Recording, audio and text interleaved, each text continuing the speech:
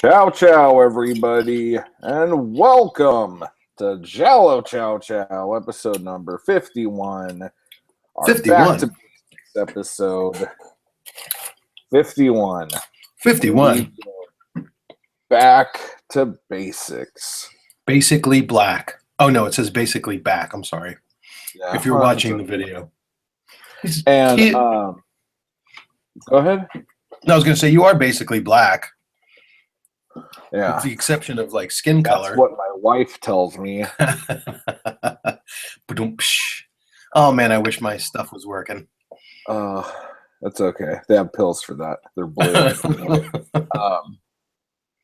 But seriously, we thought that after this first 50 episodes went by, we have so many new listeners compared to what we did when we first started the show that maybe we should do a show about what the fuck this is about. Yeah, there you go. And that brings us to now. Can I say I miss Eric? Can I say that? Yeah, you can. Can I agree with you? Do you want to talk about wrestling? I mean, it's okay if you want to. To be honest, I haven't watched anything since the last episode. I'll listen. I don't know that I'll be able to contribute. Yeah, it's okay. Don't worry about it. But so what's going on? Let's get through the hellos and thank yous. Happy New Year. Well, what was I going to say? I totally lost my train of thought. Are we calling me Mr. Giallo Score now? Is that my official title? Is that what we decided?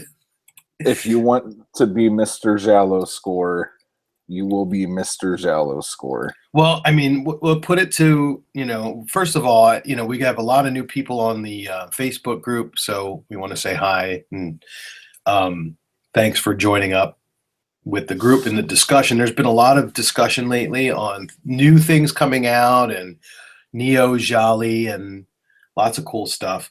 But we were listening to the intro where originally it was Eric who said, so listen, the Creeperson and the Phantom Eric are going to take you on a ride. And then after I started with the group, it was Creeperson and the Phantom Eric and Chris are going to take you on a ride.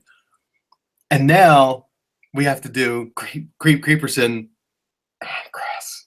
And then like silence where the Phantom Eric part was. So because of all that, I guess we were talking about how let's just re-record that and give me a new name. And I don't like Chris at Giallo Score, and I don't like Giallo Chris, and I don't like Giallo Score Chris, or whatever else you could come up with. So Mr. Giallo Score was probably the most pathetic and acceptable thing I came up with. But if anybody has a better idea, that's fine. Just suggest a way and we'll just name Chris. Just name me. Yeah, that'll be the new poll on the Facebook page. But anyway, dude, you are living dangerously, man.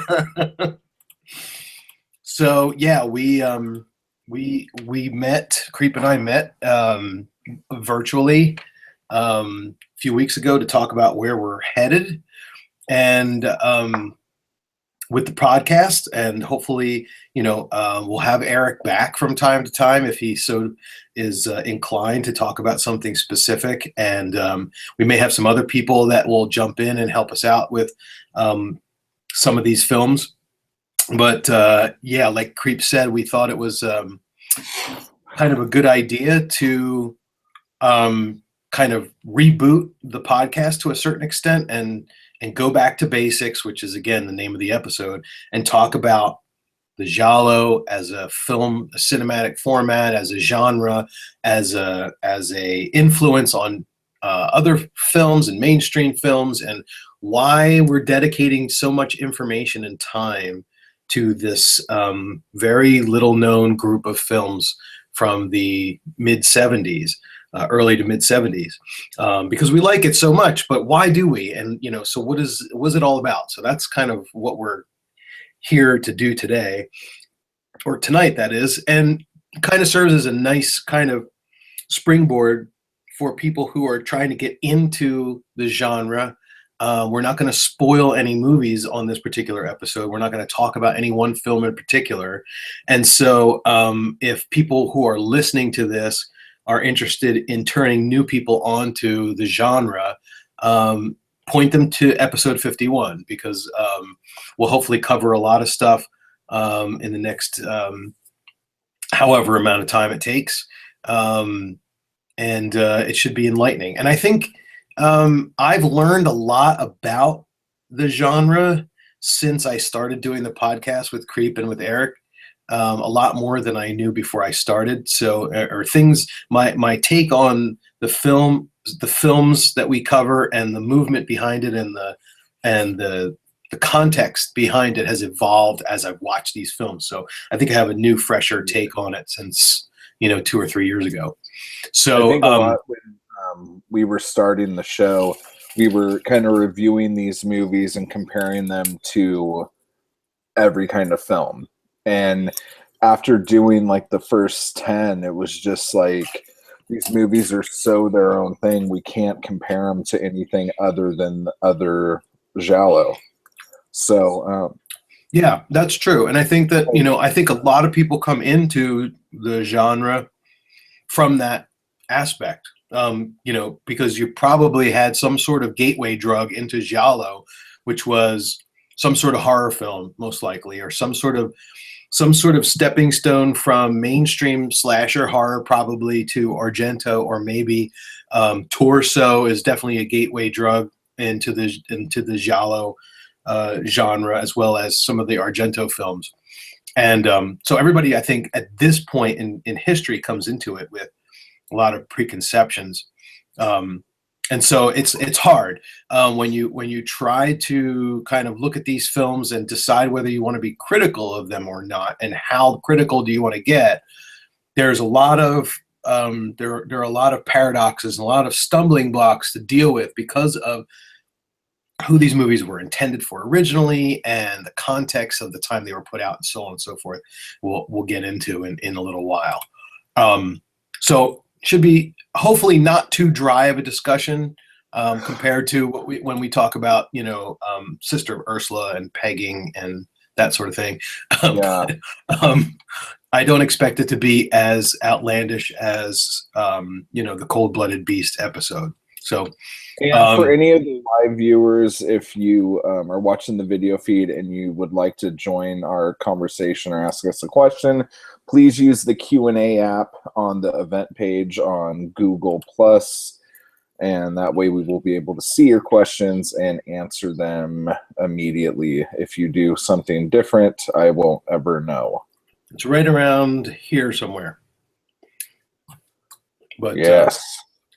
So anyway, yes. What's going on? There's been a lot of people that have died recently, and I think that most closest to our little group is Angus Scrim, who played the tall man in Phantasm. But I don't know about you, Creep. I was particularly taken, thrown kind of aback by the whole Bowie thing. Clearly he was shrouded. Lemmy, yep, Lemmy for sure. And then we heard about Glenn Frey this morning. I mean, it's never ending. But Bowie was kind of like a tough one to deal with, especially because he kind of left a death video behind, which kind of freaked me out. And I had spent a day kind of I had taken that day off from work because I was sick. And I woke up around 10 and found out that the Bowie news, and then I immediately found the video, and I was in the wrong mood for the rest of the day, basically. But I got over it. I started watching a lot of TV and a lot of movies. So, but what do you think, Creep? I mean, how do you feel about this Bowie thing? I mean, it's not really related to Giallo at all, but the guy but his heyday, I think, was mirrored the time frame, like from 71 through 75 or 76 were his golden years, I think. Yeah, those that's true. My favorite releases from him came from that time. Yeah. So it's, with that being said, it's pretty close. Yeah. But I mean, to have the amount of, I guess, I don't know if you want to call it foresight or courage or whatever it was that he had to take what was going on in his own life and turn it into art and not tell Well, anybody what was going on, until he the had an end. album come out like a couple days before. Right. Have you So listened to that? yeah, it's pretty wild. Like he recruited some jazz musicians that he had heard in like a New York City jazz club. He apparently the rumor was that he went into this jazz club unannounced and sat in the back, and then after the set he left and he got in contact with the band and said, "I want you guys to record my next album," and they were like, "Holy shit, it's David Bowie!" But the Black Star video and song is like this epic avant-garde jazzy rocky kind of thing that I think they used for a TV show. I'm not sure. But it's weird. But then the video that he put out after that, where he's laying in bed and dying, and then there's another version of him that's outside the bed that's like trying to write down as many things as he can get out of his head as quickly as possible because he knows he's dying. And then at the end of the video, he walks backwards into this armoire. And it's just like, and he knew when he was making that whole video, like that whole production, he knew that this was, going to be the thing that got released after he died. And they specifically did it that way, from what I understand, because the stuff had been recorded for a while, and then it got released like right when he went into, I guess, his last couple of days. So it's like morbid, but at the same time, it's like inspirational. It's weird. It's like kind of creepy, but kind of not, which is kind of like David Bowie always was kind of sort of creepy and sort of not creepy. You know what I mean? Like he always kind of had that weird vibe. Yeah. But at any rate, that's Bowie. But yeah, in other news, we need to tip our hats to our favorite Giallo composer, Mr. Ennio Morricone, who won a Golden Globe for Hateful Eight. And he's got a nomination for the same reason with the Academy Awards. So we'll see if any of that. It was kind of cool that Tarantino went up and just kind of talked about how great Morricone was or is, and just kind of went up and said what he needed to say. Whenever he gets on stage and starts yelling and stuff, it's usually funny. But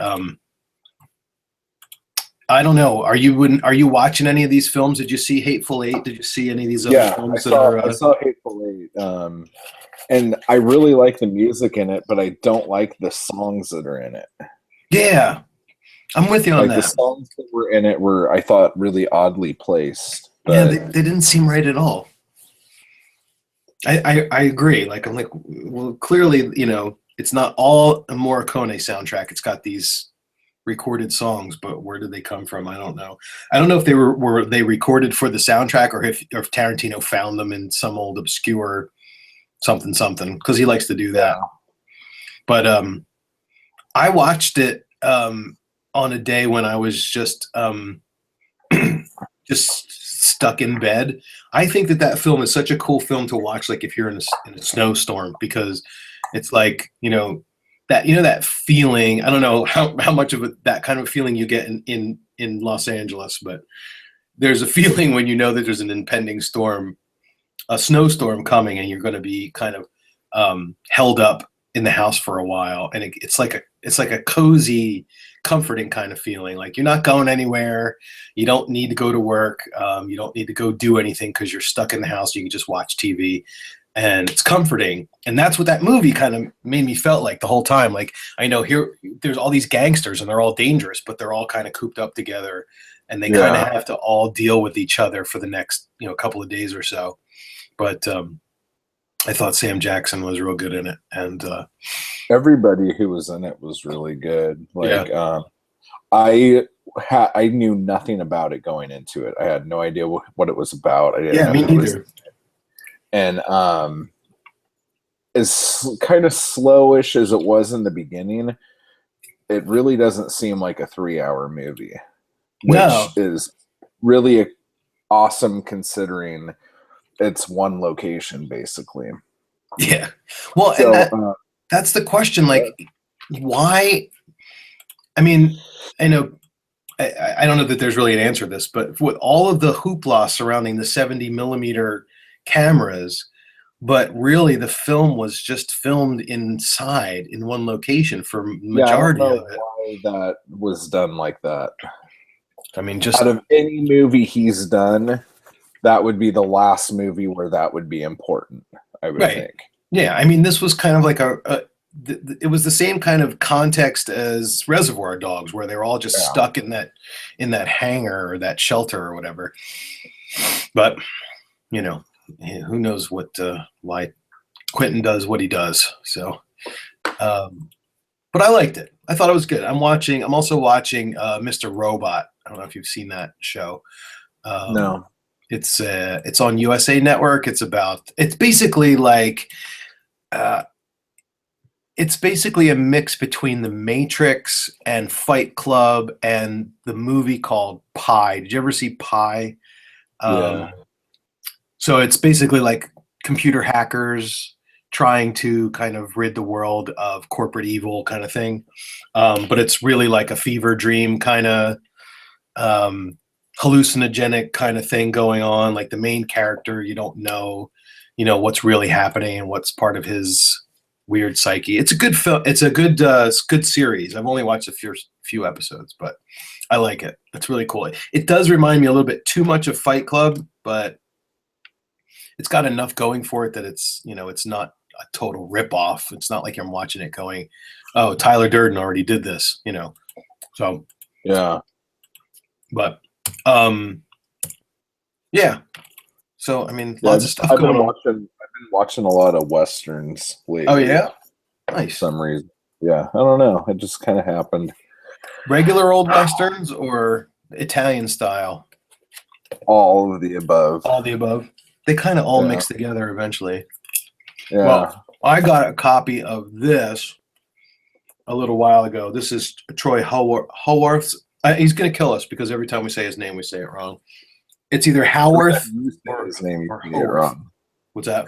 Oh yeah, you're Every right. time you say You haven't said it yet. That's why Yep. every time I mention this guy's book, Creep just keeps quiet because he doesn't want to say the Yep. wrong name. Anyway, this is the second volume of So Deadly, So Perverse, from 1974 to 2013. And I have to admit that I have not spent a lot of time with it simply because I've been busy with a lot of other things. But it is worth. I would say it's worth the money. It's pricey, but it's worth it. There's a lot of information in here. Troy did a lot of research, and the paper stock is of higher quality than volume one. So that's a nice little upgrade compared to the last one, which I also liked. And now I'm not really sure I understand, but there is a volume 3 in the works, and I don't know what constitutes the films that will be in volume 3 since this one ends at 2013. I don't know if it's offshoots or obscure things or because he's not going to make another book for just 2 years of films because there haven't been that many to come out. So, but yeah, if you're interested in, I heard there's a scathing eyeball review in there. oh yeah, that's right. We have to when we get to our redemption tour, and Eyeball will be on that redemption tour for sure. And of course, we have to give credit where credit is due because a redemption tour is Eric's phrase. He came up with the idea of going back and revisiting Giallo that we didn't originally like. And for me, that's going to be Eyeball because I didn't really like it at all. And the other one is going to be Black Belly the Tarantula. I really need to give those two a fair shake again. But yeah, supposedly there's a really awful review of Eyeball in this new So Deadly, So Perverse. So we'll have to incorporate it into our episode when we do that. I won't spoil it now by looking it up. But yeah, I've been spending a lot of time with this book. We've discussed it on this podcast before, as well as on the group a lot. This is Mikel. I think it's Mikel. It might be just Michael, but it's Mikel Coven's book called La Dolce Morte, vernacular cinema and the Italian Giallo film. I pulled a lot of quotes from this for our discussion tonight. And again, I don't want to get too academic, but if you're interested in a 100% academic analysis of the Giallo, it's really easy to recommend this book because there isn't any other English language academic analysis of the Giallo besides this book, as far as I can tell. The good news is that it really is well written, and for it being, I don't know if it was part of a dissertation or if it was just for the sake of having another book to write for Mikel's just his own resume. It does get into very detailed with regard to the history and quoting a lot of different sources of material for how he came to his conclusions about since that one is so academic, what book do you think would be a good side piece with that's more like, these are movies and these are what they're about and this is why they're cool? Yeah, and that's a good question, because the book you have right there is, I don't want to say it's dry. It is dry. It's not something you could just like thumb through and go, oh, blah, blah, blah, blah, blah. It builds upon the page before it. Well, this book, you're exactly right. It's definitely dry when you're considering the source material. A film like Strip Nude for Your Killer isn't something you would naturally equate with higher education and every chance he gets, master's thesis in film and cinematic study. However,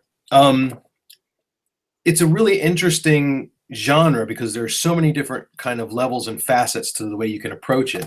And this book will satisfy the people like me. Like sometimes I get into a very geeky mood about the Giallo, as well as many of the other types of film or cinematic type genres that are coming out of Italy or wherever else in the world. And this book really does what it needs to do for satisfy that urge. But for people who are looking for something a little less academic, I would go back to Troy's books, because basically these are, as you can see, we've got the bare-ass woman with the knife and the black glove and some blood. So it's, a lot different between these two. And this book really just, again, unless you want to get into the real details of this kind of discussion, you can sum up what a Giallo is in a couple of sentences. And then what takes up the rest of this book is a survey of the films themselves.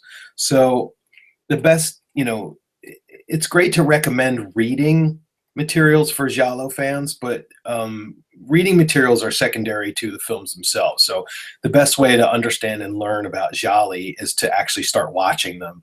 And we will be giving out some good recommendations as we go through. And then while you're watching them, if you have a feeling about them, or if you want to find out more information, this book is great. So you can kind of have it nearby, pick it up and thumb through it. Excuse me. There was a book that came out a while ago called Blood and Black Lace. It's actually called Blood and Black Lace. The definitive, something about the definitive book of Italian sex and horror films or something like that. And that was put out by an author named Adrian Luther Smith. And that was the book that I got a long time ago when I first was introduced to the genre, and it's long out of print, but if you can find that, that's also a very good one. And what these guys typically do, and we also have to quote our friend, we have to plug our friend Richard Schmidt, who did the Giallo Meltdown. So all of these books are like surveys, and what everybody does when they write these books, which is really the cool and really, not only is it cool, but it's really nice of them to not spoil the films. They write up a description, which is a brief synopsis of the film, but then they only go so far, and then they just kind of give the additional paragraphs that they add on to the end of the discussion of a particular film, are really just kind of analysis of the film and talk about, how one film relates to another, or how did this film get influenced or influenced any other films, and who was in it, and what was the soundtrack like, and what was the script like, without revealing anything about the identity or whatever the mystery is.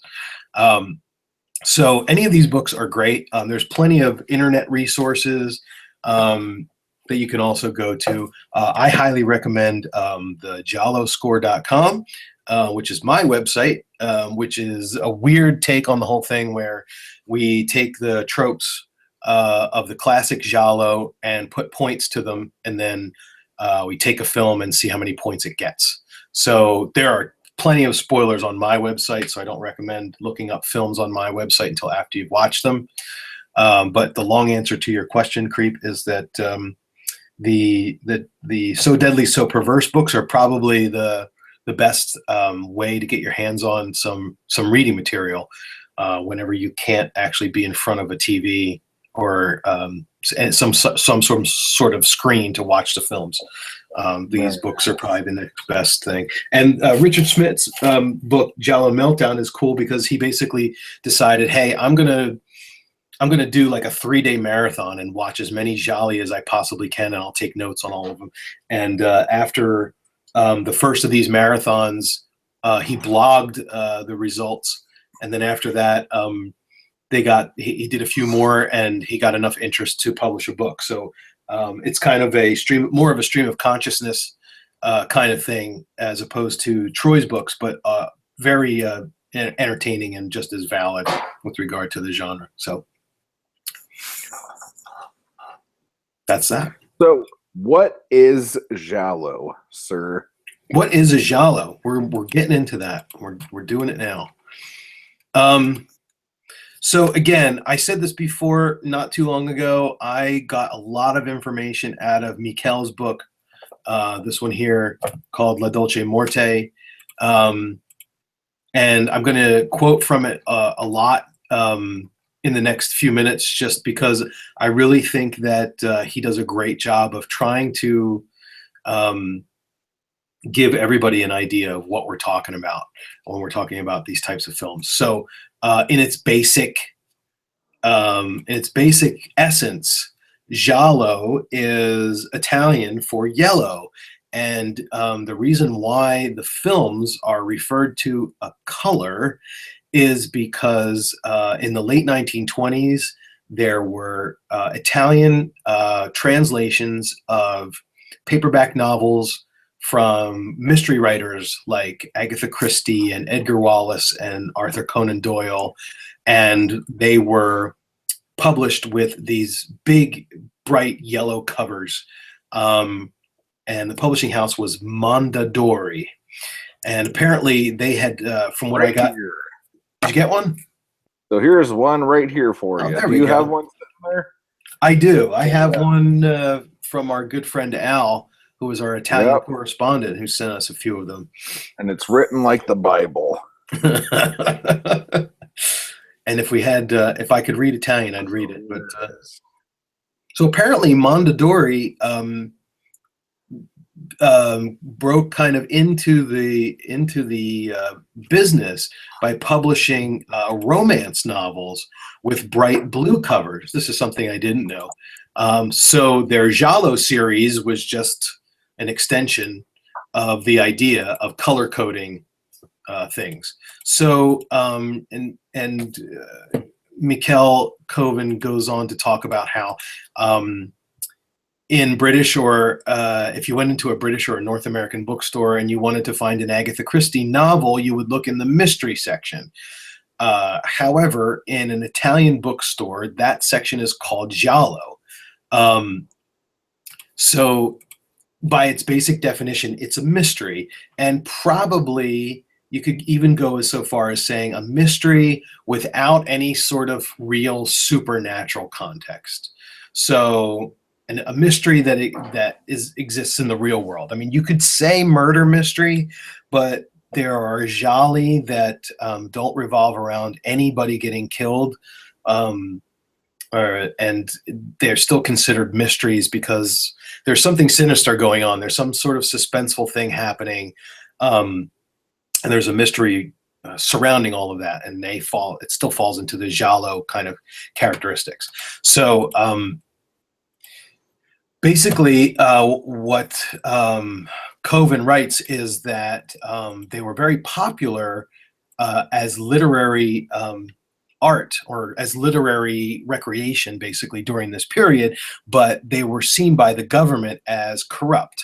And so the filmmakers of that time did not look at these books as potential source material for films for quite a while. So then the question is, well, how did the Giallo transform itself from a literary genre into a cinematic one? And there are a few different opinions about this. Most people and most surveys that talk about Giallo as a film will basically say that Mario Bava put out a film in 1962 called The Girl Who Knew Too Much, which is basically the name was a spin-off of a Hitchcock film of The Man Who Knew Too Much. And that was really the first proper Giallo film. Now, Coven says that there's a film called Ossessione from 1942 that was loosely based on The Postman Always Rings Twice, as that being the first Giallo film, although it's not recognized as a Giallo by most cinematic people. And meanwhile, in his book, in this book, our own Troy Howarth is also quoted in one of his, I would assume it's probably his Bava book, because I didn't look up the footnotes, but Troy is quoted as talking about a film called I can't even pronounce it, Corto Secutio from 1943 as being the first Giallo. But again, we're talking about really super obscure ideas here, compared to Mario Bava, who really kind of everybody settles on as the person who kind of turned things around and got people's attention with this particular format. So, well, I think too, a lot of it has to do with the fact that in between the 30s and the 50s, the Krimi films in Germany doing all the Edgar Wallace titles that were all also the yellow cover books in Italy. Yep. Was a big, like, probably like not a turning point, but like, holy shit, they're making movies off of these books that we're reading, and there's a bunch more, we should maybe take a stab at this as well, kind of thing. And on top of that, Germany and Italy had a lot of hand-in-hand dealing in the cinema department as this whole thing went on. As he crunches. So, like co-productions, basically. So the Germans and the Italians kind of worked together, and I think there was a lot of Spanish film houses also that got involved in this. So it was an idea to kind of make things a little bit more international. But yeah, I mean, and Coven definitely talks about the creamy films as well. But basically, the idea here is that Bava put out a film in 1962 called The Girl Who Knew Too Much, which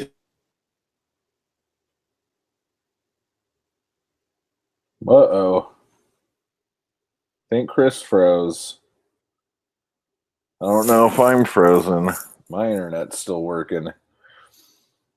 Well, as he might be saying, in 1962, Mario Bava put out The Girl That Knew Too Much. And as much as I might be disagreeing with Chris right now, but as much as that was considered the first Giallo film, basically based upon a lot of the little things that would come up in all sorts of stuff. He crashed, so I will continue this. Basically, the staples that hadn't come yet, like the garish colors and the overt violence and all this other stuff, wouldn't happen until a few years later. I think it was 68 with his next film, Blood and Black Lace. But with The Girl Who Knew Too Much, you had a bunch of staples being made, like A Strange Girl in a Strange Land. Okay. Someone flying somewhere to get to this weird place.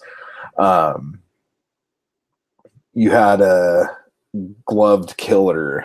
We had some POV shots from the killer. And then you had this whole thing with your red herrings, the people who are helping you. Are they really helping you, or are they pushing you farther away? Which, again, a lot of this just happens to be more mystery tropes than anything else.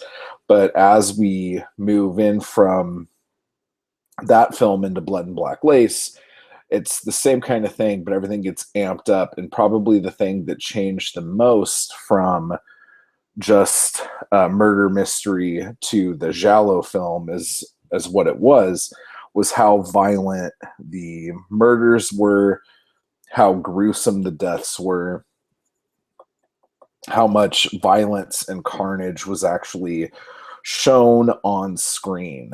And the thing that's neat about it is that, especially Blood and Black Lace, you could look at it and see all of these things, but the film doesn't lose any of its beauty. Whereas basically from like 76 on, a lot of movies that were doing these horrific things would focus more on that than the beauty and the art of the actual filmmaking. And as years went by, got farther and farther away from doing anything like that. So let me see what Chris's notes were here, and let me see if I could jump into some more of this. Let's see here. No, I can't. So for those of you watching the video feed, this part of the show will be quite dull because I'm just going to be talking, waiting for Chris to get back. This is Chris's bit in the show, and he's not here to do it. And I think he's back. There he is. Jesus Christ. Okay, so I went through the Girl Who Knew Too Much and Blood and Black Lace, and I was about to move into Argento, but I really just intentionally crashed my computer so that I could eat 5 or 6 handfuls of popcorn while it rebooted. Sounds like it. Sorry about that. Yeah. So thank you for it was a lot easier when there was 2 people to talk while I rebooted. I did okay. At any rate, there was a couple of boners in there. Ooh. But nothing bad. Only a couple? That's great. Mm-hmm. So yes, so Bava, the godfather, the grandfather of the Giallo format, but the man who really put the film into the spotlight was Dario Argento, because basically he took the thematic idea of the amateur detective and the person who witnessed a crime or a murder who wasn't supposed to, and combined that with the visual aspects of the Giallo, which is the strangulations and the stabbings and the killer's disguise with the black leather gloves and the overcoat and the hat.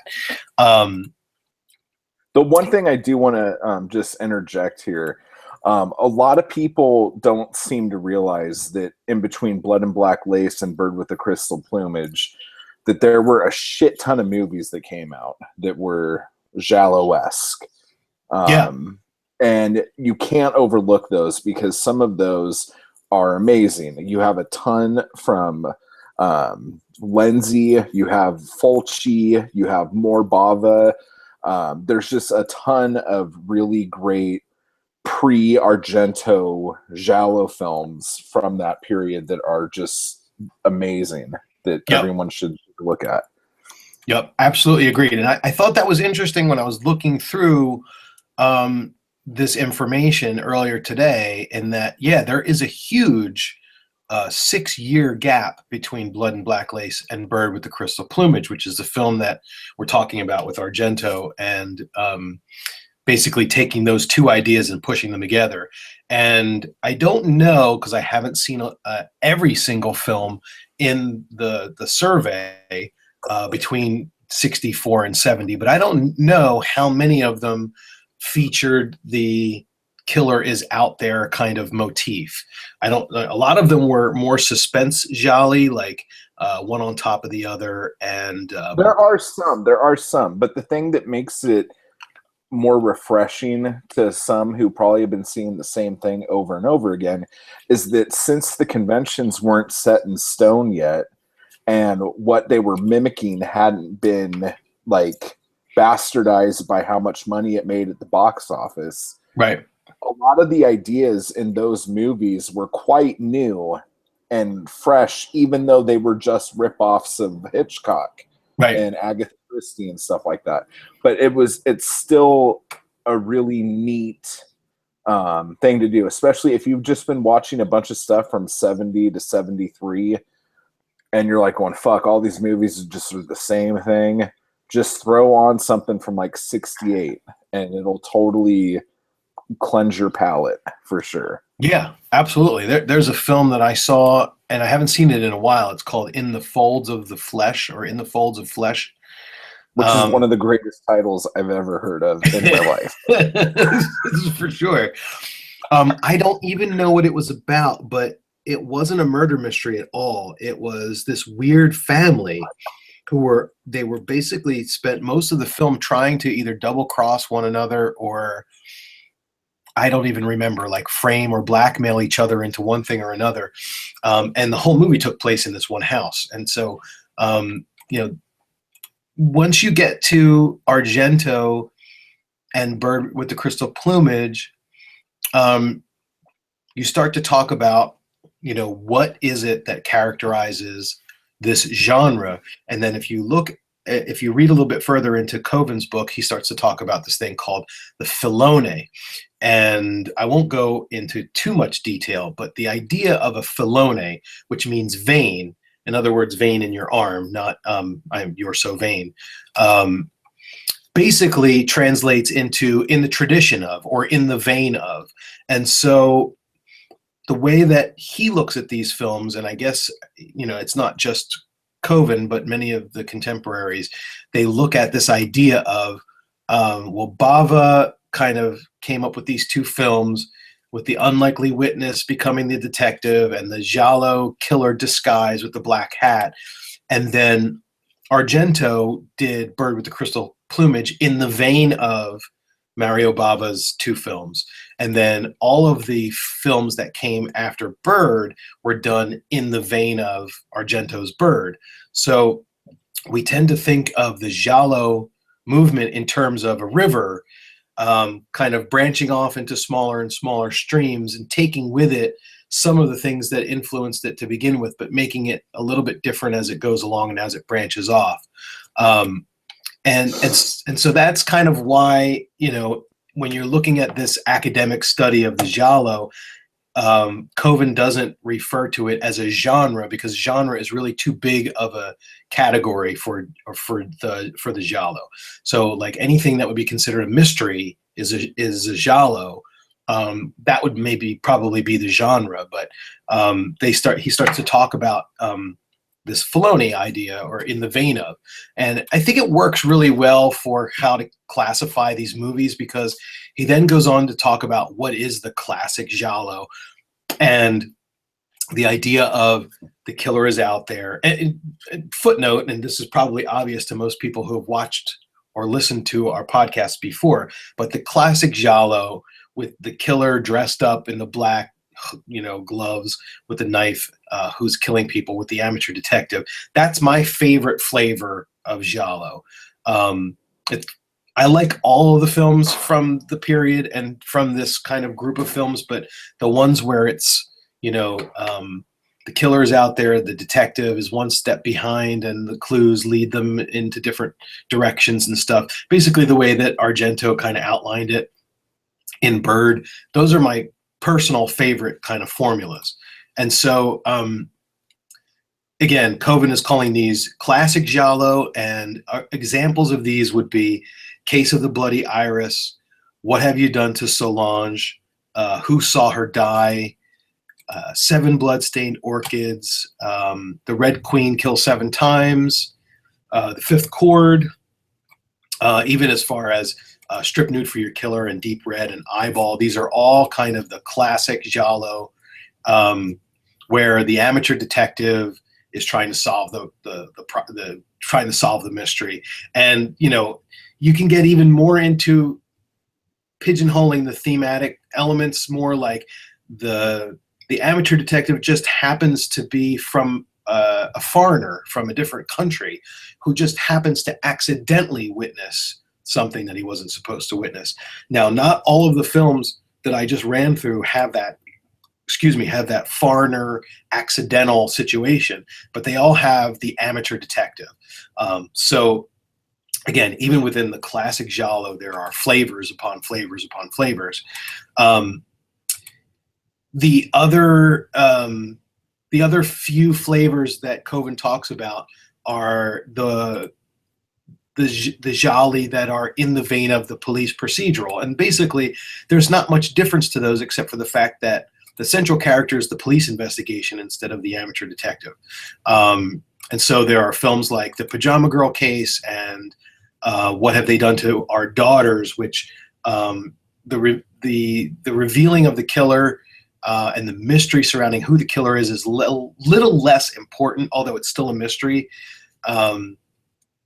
And what's more important is the investigation itself and the actions of the police. And how do you feel Black Belly sits on that line? Well, that's the thing. Like, when you think about true Policio Tesco films, if you're looking at something that's a little bit more Giallo-esque, they're kind of more hybrids and crossovers. Like So Sweet, So Dead was really a Giallo film, but the main character trying to solve the mystery was the police inspector. Or Black Belly the Tarantula is the same issue. We've got some real Giallo thematic elements with the killer's disguise and the music and the set pieces and the murder sequences, which are very gory, but it's a police investigation. So those are really kind of...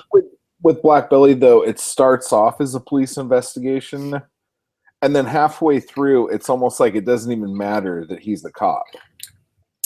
Yeah, I think you're happening to him just like how it would any other kind of investigator, amateur detective. Yeah, I think you're right, and I have to give that film another watch to really kind of understand where it changes.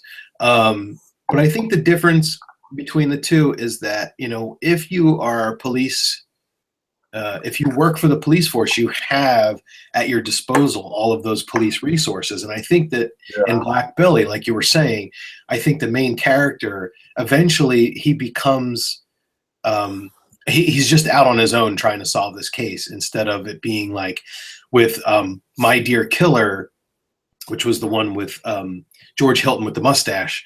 And he had the full cooperation of the entire police force at his disposal, even though this is considered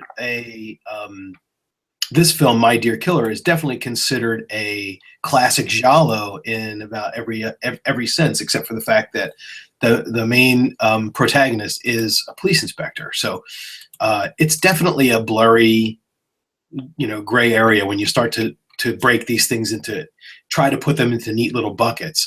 And they weren't really ever intended to be put into neat little buckets, let's be honest. the only other types that Coven mentions are the suspense thriller gialli, which we talked about, and they kind of started gaining a foothold before Argento came along. So the Perversion Story and some of the other Umberto Lenzi films that came after Blood and Black Lace, but before Bird, they kind of have a little bit more of a, the criminal activities, murder, blackmail, adultery, and incest are internally driven, according to Coven. So the films tend to feature fewer settings and locations, restricting most of the action to one or two locations, which those films are good. But one of the things I really like about Gialli is the urban landscape and all of the things that go on in like at the time modern Italian or urban, if it's not specifically in Italy, like Spain or London or what have you. And then because I could throw like 3 more subcategories in there through that, which is the urban film, the rural film, and the travel film. Because like your urban ones are going to be your urban ones, obviously. Right. Your rural ones are more like House of Laughing Windows. We just did one not too long ago. Don't Torture Duckling. Don't Torture Duckling. But then like your travel ones like Eyeball or what do you call that one? Footprints on the Moon, even. Mm-hmm. Or you could also like that. You could say even have Case of the Scorpion's Tail, where they start in London and then they go to Greece and then they go to Barcelona or something like that. Yep. Not Barcelona, they go to Mallorca or something. But like what were you saying? The 7 Deaths in a Cat's Eye. Well, because you could even have like gothic ones, right? Like the fuck's wrong with me? The chick with the no face and the red cape. The Red Queen. Jesus Christ, why was that so hard? Yeah, Red Queen had a gothic element. I know why it was hard, because it was a terrible movie. No, and Slaughter Hotel. Slaughter Hotel, yeah. Well, then there's also these films like All the Colors of the Dark, which was all about the satanic cult. Yeah. And then there was The Short Night of Glass Dolls, which I don't know if you've seen, revolves around satanic cult as well. And even if you want to go as far as to talk about Argento's Phenomena, which is kind of at its essence a giallo mystery, you have the main character who has this telekinetic power to get bugs to help her. Whether or not that was a good plot device or not remains to be seen, but it was definitely something that was used to make the story a little different than all the gialli that preceded it. So, but I think that, what's interesting about this whole thing is that, in retrospect, in the year 2015, and even a decade or two before, we tend to get really academic about our films, and when we look back at some of the filmmakers and from the time period where they were discovering things and breaking new ground, and spaghetti westerns are considered to be part of the high art of cinema to a certain extent, whereas the gialli are either considered to be exploitation or just lower class.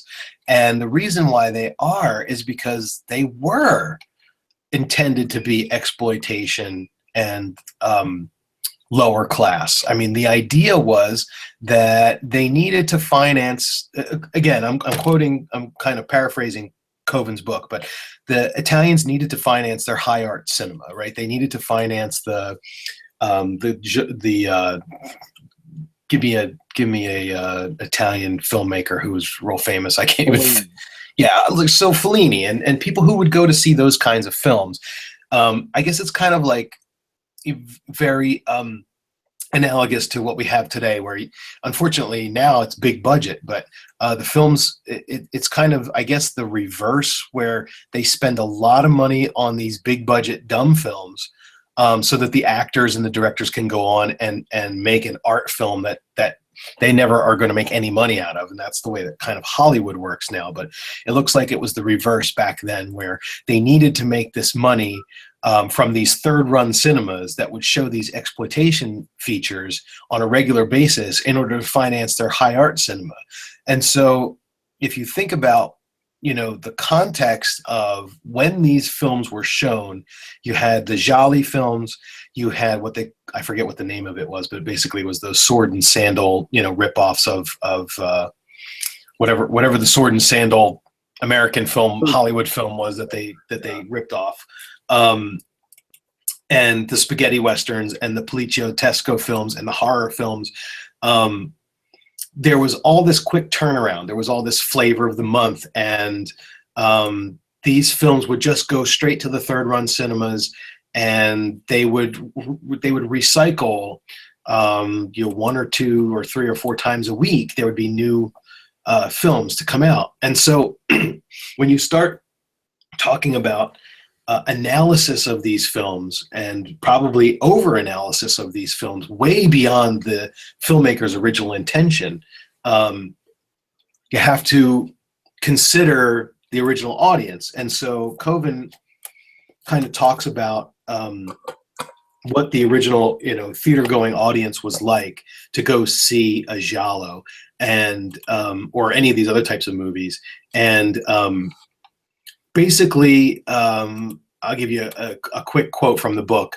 The audience of the third run cinemas was more like a television audience than like the first run cinema audience. So the viewer, generally male, went to the cinema nearest to his house after dinner at around 10 o'clock in the evening. And the program, or whatever was being featured at the cinema for that evening, would change almost every other day. And so the cinema goer wouldn't bother to find out what was playing. He would just make his way down to the movie theater, and he wouldn't make any effort to arrive at the beginning of the film. He would talk to his friends during the showing, whenever he felt like it, except when there were bits of the film that grabbed his attention. People were coming and going and changing seats throughout the performance all the time. And, you know, this is, I always like to listen to my parents talk about what it was like when they went to the movies, because this is the same idea in that, you know, some people you would get there after the movie started, and then you would just stay because they would replay it again, and you could watch the beginning or see whatever it was you missed if you came late. And they would show newsreels, and they would show cartoons. And so, you know, but the idea was, I guess, that at some point, some of these movies demanded more attention. And those were the ones where it was an event to go to the movies and you got dressed up and this whole thing was happening. But this wasn't what was happening where these films were being shown. So it's really an interesting idea that, again, we spend a lot of time and attention criticizing or scrutinizing a lot of the frames of these films, down to the script and the plot holes and the issues with continuity and the issues with some of the acting and the dubbing. And of course, that's, you know, you bring in the whole international audience side of things, which makes things even more hard to kind of pin down. But that's where these movies are originally coming from. What I find to be the most interesting is that there are legitimate reasons to talk about these films as more than just crappy one-offs or just, you know, recycled films. Like there are some aspects of them, especially probably more than anything would be the music that goes into these films, because they spend, you know, there's a lot of time and attention put into the themes that were composed for these films that I think go beyond, you know, your typical third run popcorn film. It goes back to the whole idea that even third run movies back in the 70s were made by people who knew how to make film, whereas today the people who are making direct to DVD or direct to video or even fucking direct to YouTube film. Most of them just have a fucking iPhone and have no fucking idea about composition or anything, or actually how to make a movie. So when you look at what a third run movie was back in the 70s compared to what a shit movie is now, it's like a whole different fucking world.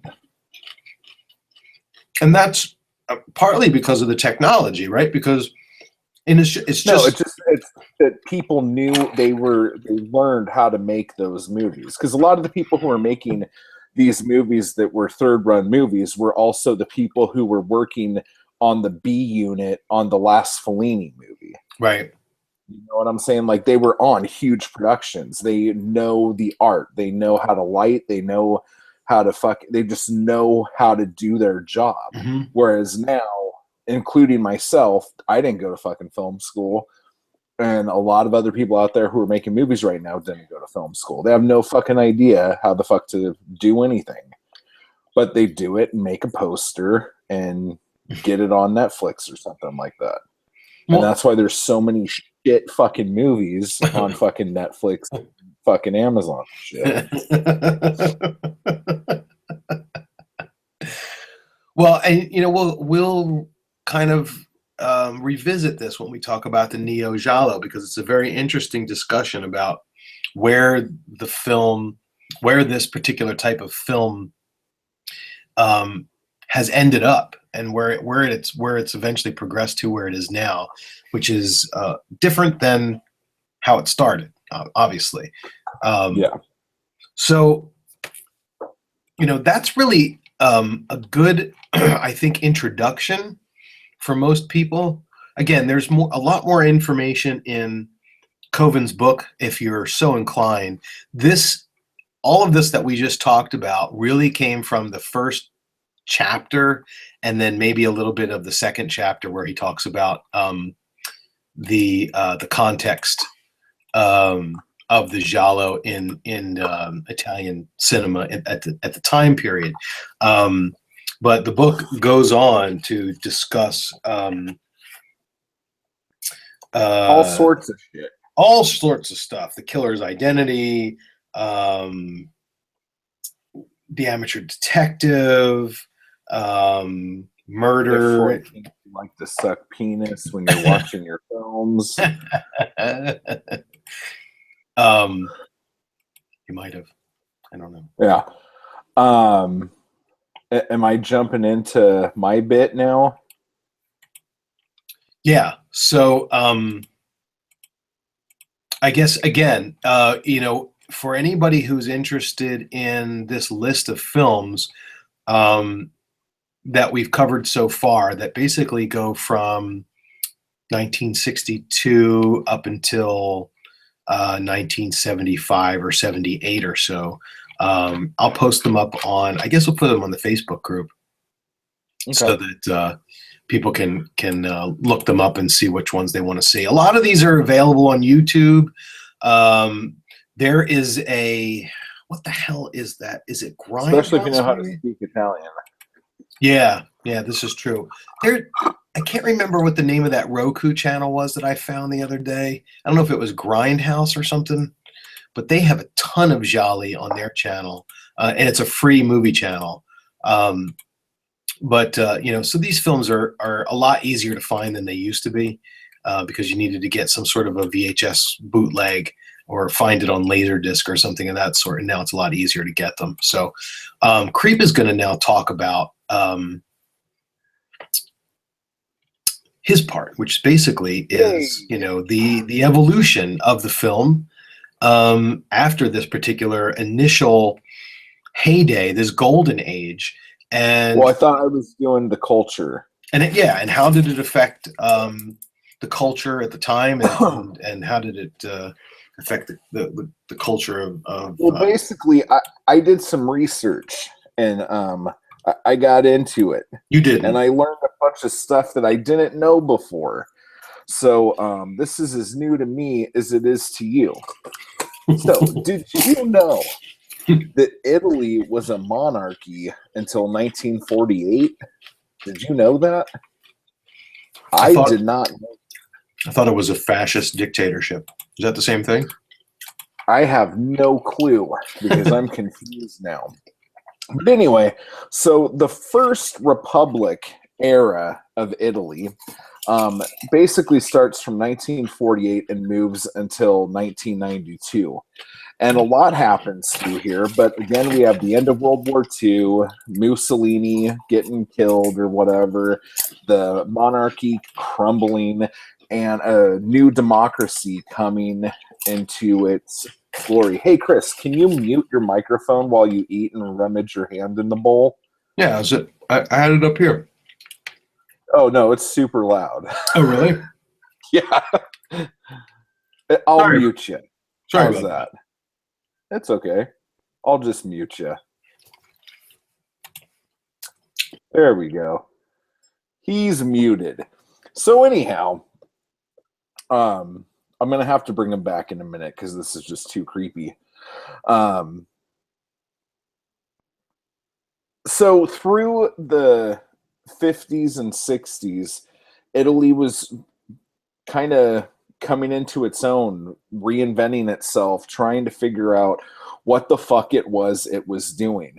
And I can't remember the name of the political party. It was like the Christian Democracy or something like that. They basically ran Italy for 40 years, basically. It was a political party that was running against a socialist party and a communist party. And as the 60s moved on, our government, the American government, started getting involved in the Italian politics, saying, we don't want there to be any communists in control in Italy, so we're going to start giving you money. We're going to start making propaganda films. We're going to start doing all of this shit to keep communism out of Italy. And I don't know if that was the clincher as to Italy's relationship with America, but I feel like that was around the time when Italy went headlong into looking at everything that we were doing over here, especially film, and trying to come up with a way to make that for themselves over there. So as the okay, Chris, I'm unmuting you now. Swallow that last piece of turkey. Uh-oh.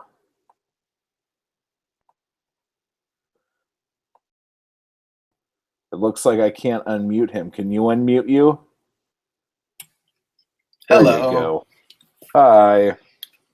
So anyhow, right around this time was the first really big economic growth that Italy had ever seen. And in history, in the Italian history books, they called this period the miracle. And just like how in American textbooks we had the New Deal that got us out of the Depression, supposedly, this miracle that was going on with Italy's economy really made a lot of people happy. And from the thing that I think is really important to see here is that from 1968 to I think 1975, the we'll say the minimum wage. I don't think I think it's the wages all across the board. But the wage went up 75%, and that's the greatest influx of that to that date. Now, this is going on at the exact same time that these movies are coming out. So, at the same time, only 16% of Italy had televisions. So when you have this big thing where money is becoming more abundant than it ever had been before, people have money to spend on stuff, and not many people have televisions. These third-run theaters, or movie theaters in general, was probably one of the biggest things for people to have at that time. Now, by the mid to late 70s, it was something like 60 to 70% of households had televisions. So you could see how just in that one decade, the market for the cinema had completely changed altogether. And that's probably why a lot of the people who were making these movies went either to the Poliziottesco things or to actual television. And the thing is, as you were talking about the flavor of the month, in the mid to late 60s, a lot of these people that were making Giallo films in the 70s were all making spaghetti westerns. So it's not like any of these directors, with maybe the exception of Argento, were just making movies that they really wanted to make. Everyone else was making movies that were in demand at the time. Right. Yeah. But so then Argento is kind of in a weird position because I guess, if he's able to make only the movies he wants to make, that kind of alludes to the fact that he was privileged to a certain extent. And I think we talked about that before. Like, his father was a producer, and he worked on the screenplay for one of the more famous spaghetti westerns. I can't remember which one it is. Once Upon a Time in the West, maybe.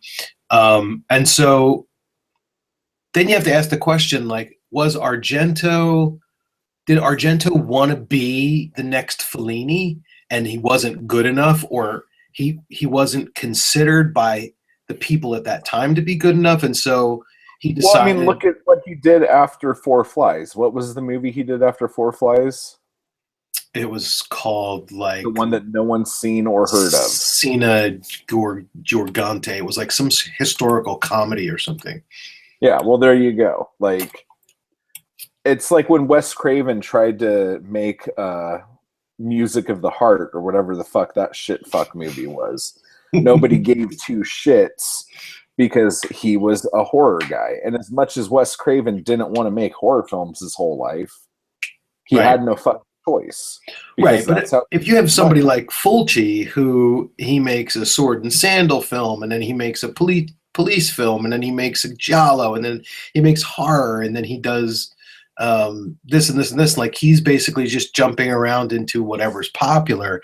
And Lenzi did that to a certain extent too, with the Gialli, and Martino did that. But Argento, other than that weird kind of thing between Deep Red and Four Flies, he kind of stuck to doing the films that he wanted to do. So again, I'm wondering if it's kind of like, he was right in the middle between, kind of these directors that had to actually just bust their ass and work to make money, and that was more important for them than the art, versus somebody like Fellini, or in the French was Godard was the director, who just did whatever he wanted, and everybody thought he was brilliant. So I mean, maybe Argento wanted to be like those guys, but it turned out that either for one reason or another, he just couldn't access that world, and so he stuck with the horror and the suspense thrillers. But then again, maybe it was because that's what he liked,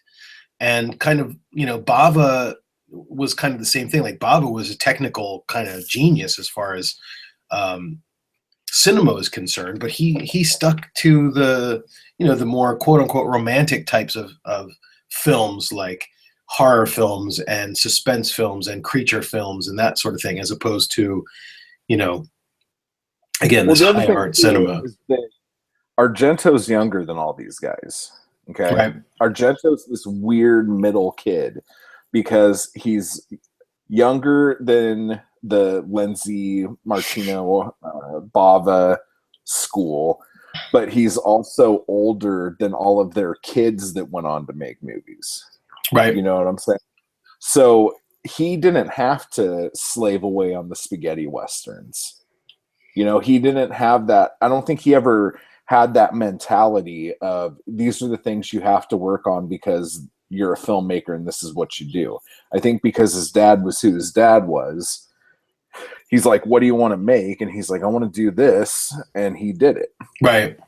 Never had to go back to the well. So he's like in a very unique place in history to be able to Yeah. do kind of what he did with those first 4 or 5 films. It's pretty interesting stuff. Except for that shit one that no one knows about. Yeah, and I can't say it's a shit one because I've never seen it, but you know what I'm saying. Like nobody, right. No one ever talks about it. But the same thing is like Four Flies had that same kind of thing because it wasn't necessarily lost, but it hadn't been really put out in wide release like Bird or Deep Red had. And there were a lot of people who were wondering if the reason why that movie hadn't been put out was because it wasn't very good. You know what I'm saying? I don't know about that one though. I mean, I would defer to anybody who knows more about Argento history, but I was under the impression that Four Flies, from a movie that was sent out internationally, distributed to the movie theaters, was just as widely distributed as the other two. But when it came to home release, you never got a chance to see Four Flies in modern times because there was a particular film production company that owned the rights and they weren't putting it out and it was for a very long time that Four Flies was only available as a bootleg. But for the Cat and Tails, was it the same deal with that? No, not as much. So I think Bird got the most the widest amount of distribution, but also went direct to video very quickly. Once VHS was something, and video rental was something. Cat and Nine Tails was a little bit harder to find, but was in Laserdisc. But Four Flies was just completely lost because there was a studio that was sitting on the film for so long. And I think there was a French copy, and there was a couple of different international cuts of the film. But when I went to see Four Flies in the theater, it was a print that was clearly made for American audiences, and it looked fantastic. I mean, it was in great shape. So I don't know if that means that it didn't get much use, or if it was just properly stored, or what. I don't know what the box office kind of international box office was on Four Flies, but I get the feeling that people feel the way they do about Four Flies now because how long it was that no one could see it unless you really, really tried hard to see it. And then when you did get a bootleg, it was a really bad 4:3 ratio copy of the film, and it really left a lot of the interesting visual parts out of the film. So One of the weirdest things to think about though is I don't think Americans nowadays would ever have seen those movies if Suspiria wasn't such a hit. Right. I don't think the Giallo movies that he made would have ever. But then again, I don't know even if Italian film would have been big over here nowadays if it wasn't for movies like Suspiria being a hit or Cannibal Holocaust or Zombie. Right. Does the Giallo owe a huge thank you to those movies that came out in the late 70s and early 80s to make us give two shits about the movies that came before it? Yeah, I mean, I think that's pretty clear. I think, at least for me as an American enthusiast, I don't know what it's like for people in, say, Spain or the UK or in Italy. Al probably has a good perspective on this because he probably grew up with the films just being around all the time. But for me, I think that it's safe to say that, if you stepped into Giallo as an American after, say, 20 to 30 years after their heyday, you probably managed to get there because you saw Argento's Dawn of the Dead Romero's Dawn of the Dead. And then as a result of Romero's Dawn of the Dead, you might have seen Fulci's Zombie. And then if you saw Fulci's Zombie, you might have seen something else that came out of Italy that was a little bit more, exploitation horror. But eventually maybe you made your way to Suspiria. Probably. demons, and you saw Bava, and then you start researching who are these people. And but for me, I mean, personally, I saw Deep Red before I saw Suspiria. And that was because Suspiria, again, was a film that was hard to get a copy of. It wasn't something that you could rent. They didn't have a VHS copy that was out for rent. And I think there was a Laserdisc copy of the film floating around somewhere, but unless you were a film buff, you didn't have a Laserdisc player. They had a VHS Suspiria at my video store. That's how I saw it. Yeah, but this was, I remember when the VHS of Suspiria came out, and they were like, for the first time on VHS, Dario Argento's classic film Suspiria, and I had read about it in Fangoria and in some of these other horror books, but I had never seen it before. But prior to that was a film called Deep Red, The Hatchet Murders, which had already been released on VHS, and I had seen that.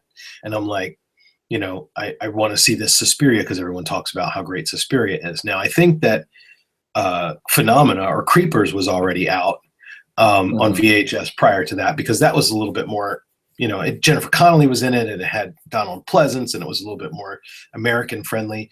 And Bird with the Crystal Plumage was also out. So in my little circle of friends, we watched horror movies. We kind of talked about, you know, Suspiria being this kind of holy grail film from this guy Dario Argento. And again, we knew his name from Dawn of the Dead because he collaborated with Romero on Dawn of the Dead. And so, yeah, I think it's a good point. I think that the reason why the Giallo didn't fade into obscurity, because I mean, I don't think there's as much interest in the sword and sandal Italian films or the police crime dramas as there are of the Giallo.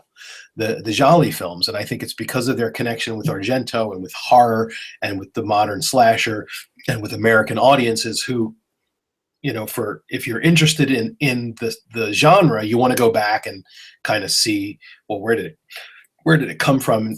I mean, most people, I would think, are like me in that you see a film and you know that film had a crew of people who also made 3 other films.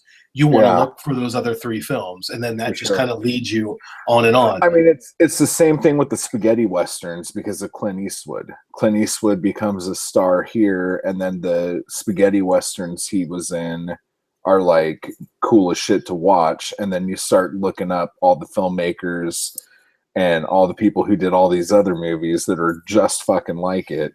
Right. And it's the same fucking thing, you know? But I don't think the sword and sandal... Shockingly enough, the sword and sandal thing didn't have that same umph. Right.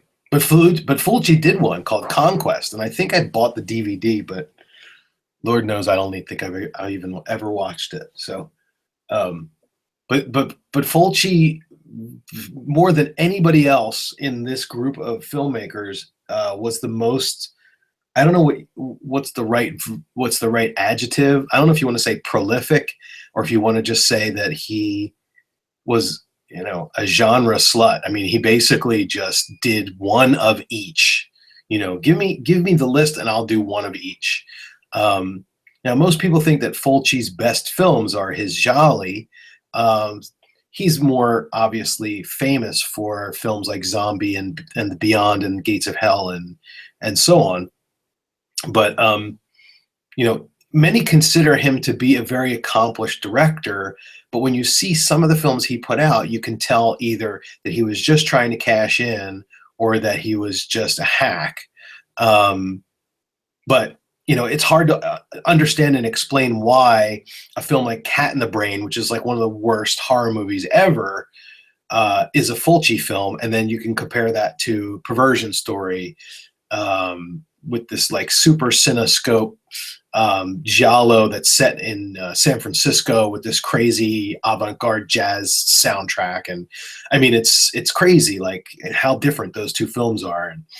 And but it's a really interesting point that, you know, the present kind of informs the past a little bit more than the other way around when it comes to our generation and what we're watching and how did we get here and what are we interested in. So, but again, the idea is that, in Coven's book, he said, I don't think that Mario Bava ever thought that when he put these films together that he was creating some sort of a formula or a movement of films. Yeah. He was just doing something that was interesting. Well, as far as the 80s moving on and into the 90s, what we have here is that there is work available in this new blossoming arena of television, and the pay is steady, and you get to do this kind of stuff, but it can't be like overly violent and overly gory and all this other shit. So I think your filmmakers at this point branch into two camps: the ones who just enjoy making stuff and don't care really what it is they're making, and just like working with actors, who tend to end up going more towards television.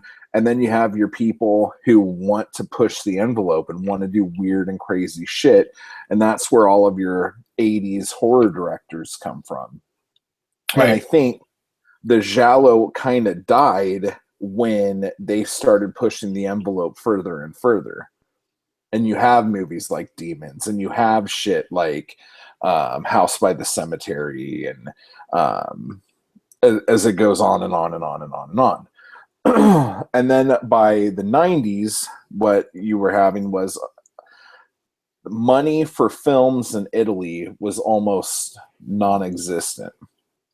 And the biggest 10-4 on this is the movies Argento made.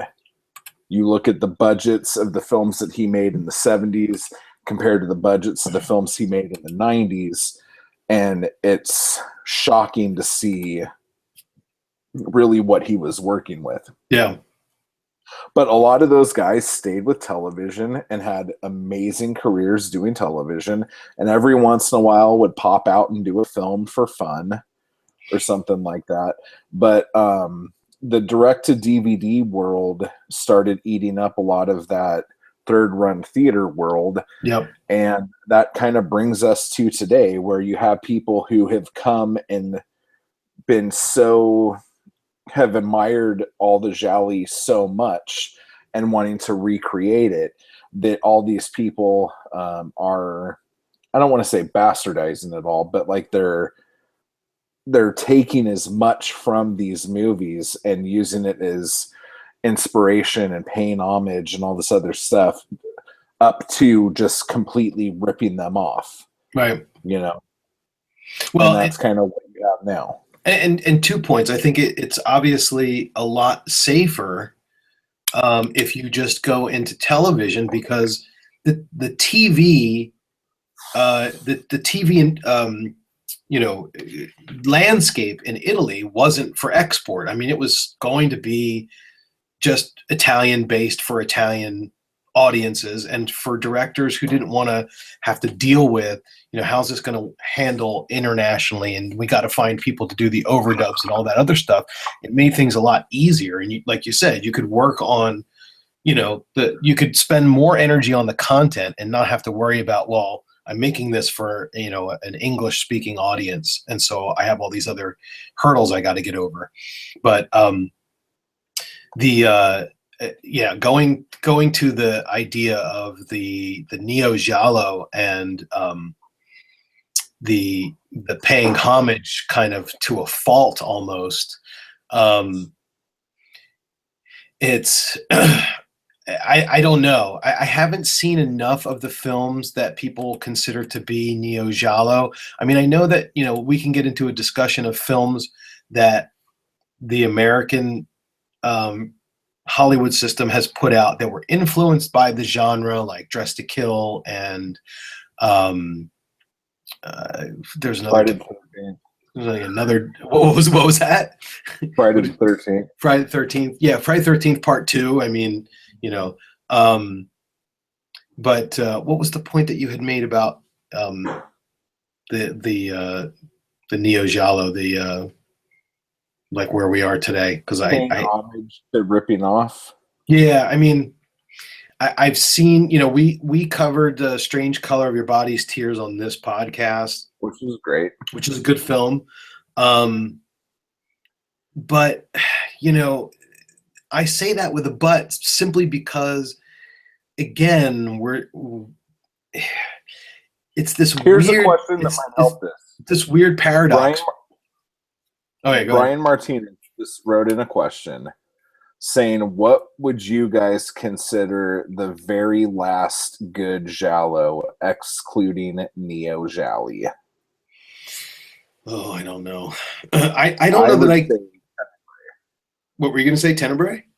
I don't know. I don't know if I can answer it simply because I haven't seen a lot of the later ones. I mean, probably Profumo. Is that where you want to go with that? Yeah, Profumo, absolutely. Profumo isn't listed anywhere in any of these anthologies of Giallo films.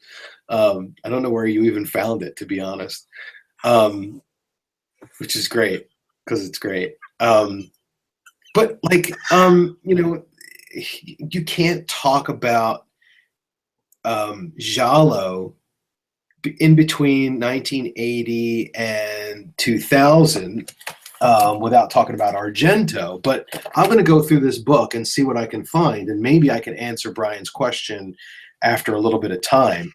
But I think Argento's Trauma was a decent Gialli, or Giallo, which I always get.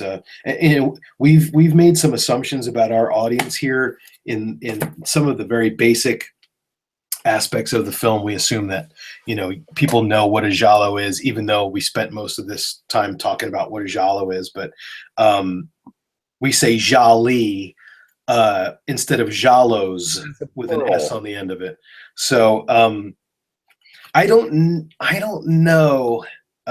Maybe Trauma's good, but Trauma isn't nearly as good as Tenebrae. And if I had to stop the world after Tenebrae, I would. Yeah, no, Tenebrae is such an anomaly because it's way, way, way after the heyday of the Giallo, but it's one of the best Giallo films ever made. Now, there's this film that continues to plague me. Continues to Murder Rock beckon me, called The Washing Machine. And there's the poster for it, The Washing Machine. We talked about The Washing Machine, I think, on the very first podcast, and it's from maybe 1990. A lot of people say that it's really cool, but yeah, I don't know the answer to that. Depends on how you classify. If you want to call the Stendhal syndrome a Giallo, I don't know if you do or not. But once, and even looking through this book, as I get to 1994, there really isn't that many in here other than Argento's stuff. So, and then Brian wants to know, why don't we have any love for opera? And I am not a huge fan of that movie. No. Brian, these guys kind of gave me a new perspective on that one, and I used to love it. And the last time I watched it and we reviewed it on the podcast, I kind of saw it for the things that weren't good that these guys were highlighting. But we broke him. Is basically I don't. Do you like Trauma better than opera? Yeah. Yeah, I think so. But too. I think Trauma is a in the vein of, or a Filone of, Twin Peaks. Which one is? Trauma. I think there is so much Twin Peaks influence in that movie that I think you're right. We should do that on a show, because I've been wanting to talk about that forever. But it came out right after Twin Peaks. It has people from Twin Peaks in it. Right. The music sounds like Twin Peaks music. It's just it's ridiculous. And Stage Fright. Stage Fright's a lot of fun. Yeah, no, I don't consider Stage Fright a Giallo, though. So it's more of a. It is. That's more of a slasher to me, but it's because the guy's dressed up like a bird. Well, it's because there's no mystery, right? I Yeah, mean, there isn't. there's no mystery to it. But for the uninformed and for the uninitiated who are still listening, um, again, the thing that I think distinguishes these films from any others, and regardless of what year or what time period we're talking about, is again the mystery aspect and the fact that there's some sort of secret, there's some sort of reveal that's going to come at the end, and we're all waiting to see it. And in a lot If of it these, could be an episode of Murder She Wrote or Scooby Doo, it could be a Giallo. If yeah, it can't be one of those things, it's not. it's interesting That's that how you do it. that you say Scooby Doo too, because in Coven's book he talks about how he divided slasher movies into 3 buckets, and one of the buckets was the Scooby Doo slasher, where basically somebody's trying to get away with something and they disguise themselves as a ghost, but eventually the detectives figure out who they are, and it wouldn't have, and I would have gotten away with it if it weren't for you meddling kids. Um, but Coven used that as the inspiration to do this Giallo book, because Scooby-Doo slashers really are the same thing as Giallo. And so we've done on this particular podcast several times, we've decided to go and take a film that isn't considered a Giallo and see if it holds up to the scrutiny of the Giallo score criteria on my website, but also the discussions that we have and relating it to the other films. And we did Hitchcock's, what was it? Which Hitchcock film did we do? Frenzy? Frenzy. And we did Happy Birthday to Me, and we did Pieces. I think those are the 3. And the Bat. And the Bat, right. Those are the 4 non-Jolly films that we did. And if you guys ever want to just see like what a modern television Giallo would be, go on Netflix and start watching Pretty Little Liars if you could bring yourself up to it, because it is so jolly, it's amazing. Is it? Yeah, but it's like you have to be like a 15-year-old girl to really be into it, I think. But if you have a 15-year-old girl inside of you, like I do, it should be no problem. And we will stop there, and there will be no jokes that come after that. No double entendres. So now I need you to talk about the contradiction of Giallo as high art, sir. Well, we kind of did already, right? So okay, good. I think we did. Again, it's this weird dichotomy of, okay, we've got these films that, like you said, they certainly had a quality level higher than the shit films that come out now, but at the same time, they weren't intended to be scrutinized in a movie in an academic setting, and they certainly weren't intended to be watched over and over and over again on your home theater. People who were in them were really hoping that they would just disappear. Right. Oh, Rachel Nisbet recommended Pretty Little Liars to Brian. Yeah, I'm not even joking you. I used to have this podcast called Creeperson Cast, and and this is when I first found Chris's Giallo score site. I did a thing where I called Pretty Little Liars the Great American Teenage Giallo. And I did an episode where I scored the TV show based on the Giallo score criteria. Oh, cool. And it scored quite high. So, yeah. Well, I'll start watching. Did you say it's on Netflix still? Yeah. I mean, it gets a little drab after a few seasons, but a few seasons. Wow. Okay.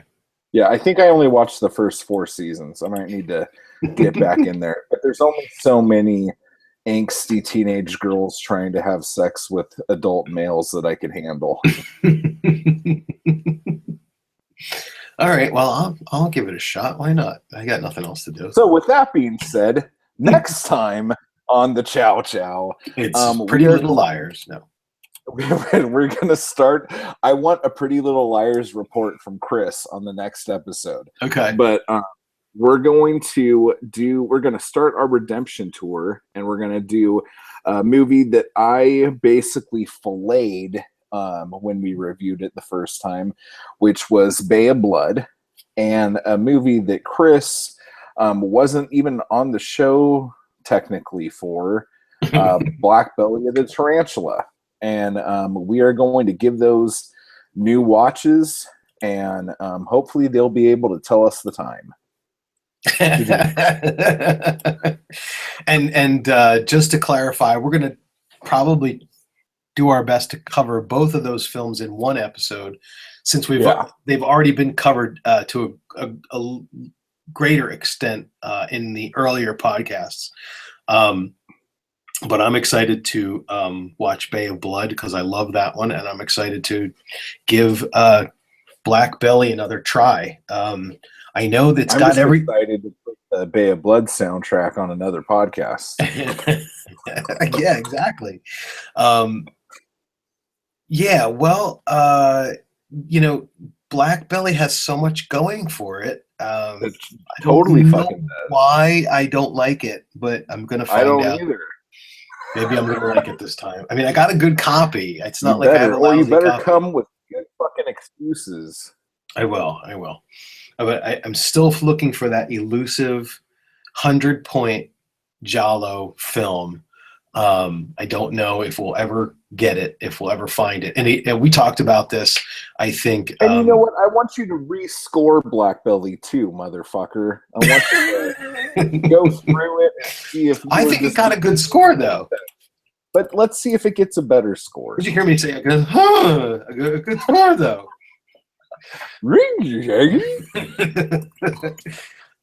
Black Belly of the Tarantula got a 72 on my site, so okay.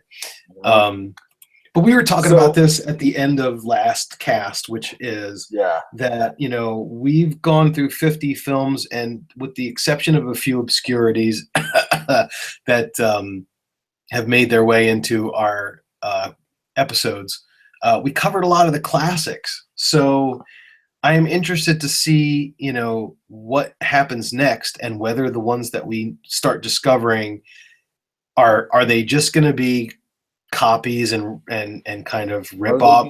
Not necessarily. Yeah, are they going to be in the vein of? Are they going to be like copies that are entertaining anyway, even though they're blatant ripoffs? Or I got some for you, sir. You're gonna be scared to walk in your bathroom alone. Go ahead. But yeah. So one thing that we didn't do this episode was we didn't go over the listener top 10 of the last 10. Oh. So what I want to do, and I think it might have been because it took a while to get the show up. I only have a few top 10s from you guys, so let's give it another couple weeks here, since this isn't an actual episode show, and send it to the contact page or message it to me on Facebook, however you want to get it to me. Put in your top 10 of the last 10 that we did, and I will have that for you next time. So make sure that you guys go on to the podcast website, giallociaociao.com, to look at all the past episodes, because they're not all on the iTunes. Join the Facebook group. If you haven't, just search Giallo Ciao Ciao on Facebook. Make sure to visit gialloscore.com to look at all the scores and reviews by Mr. Giallo Score over there. Run over to iTunes and give us a review, because those are hard to come by. Yes, they are. They're worth their weight in gold. And Brian wants to know, have you guys covered the Death Walks films? Yes, we've done them both. Yeah. We actually did all 3 of the Ercole films, if you want to include Forbidden Photos as well. And Chris also did all of the Areola films. By himself.